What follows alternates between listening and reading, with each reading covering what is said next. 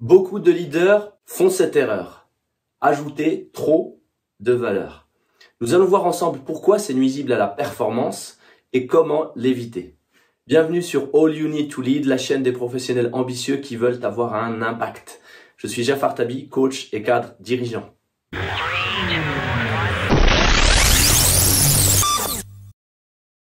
Une de vos collaboratrices vient vous voir et vous présente une initiative qu'elle aimerait mettre en œuvre. Elle vous présente son idée, la manière dont elle voudrait le mettre en œuvre et les résultats escomptés. Vous l'écoutez attentivement, vous la remerciez, vous la félicitez pour toutes ces bonnes idées et de manière très sincère, vous dites c'est une très bonne idée. Et d'ailleurs, je te recommande quelques éléments complémentaires et vous listez une, deux ou trois recommandations qui font que sa très bonne idée pourrait passer à excellente idée.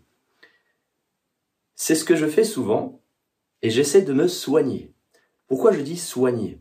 Parce que vous comme moi, nous devons être vigilants à ne pas créer trop de valeur. Oui, nous sommes payés pour créer de la valeur et donc c'était l'opportunité, là en l'occurrence quelqu'un qui vient présenter une idée, d'amener encore plus de valeur pour que son idée très bonne puisse devenir excellente.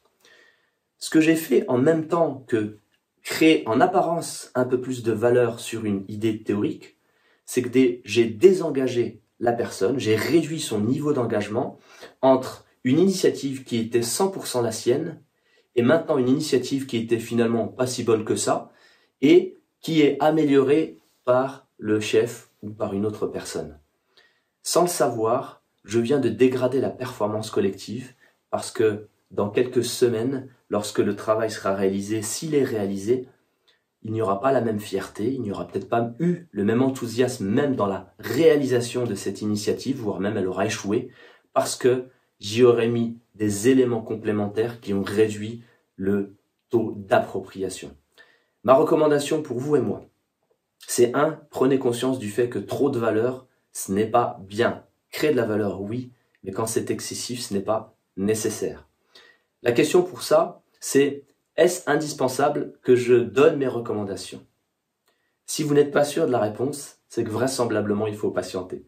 Et à ce moment-là, le mieux c'est peut-être simplement de s'arrêter à la première partie, c'est-à-dire féliciter la personne et l'encourager à la mettre en œuvre. Et si vraiment, à un moment donné, vous réalisez qu'il peut être utile de partager ces recommandations, sous réserve qu'elle ne les ait pas déjà elle-même identifiées par son cheminement, vous pourrez toujours le faire a posteriori, mais pas forcément vous jeter à la première occasion pour créer plus de valeur.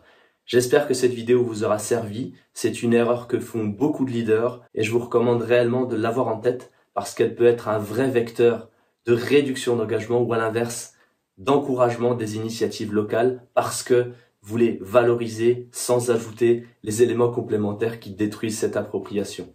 N'hésitez pas à liker ou à souscrire à cette chaîne et je vous dis à très bientôt.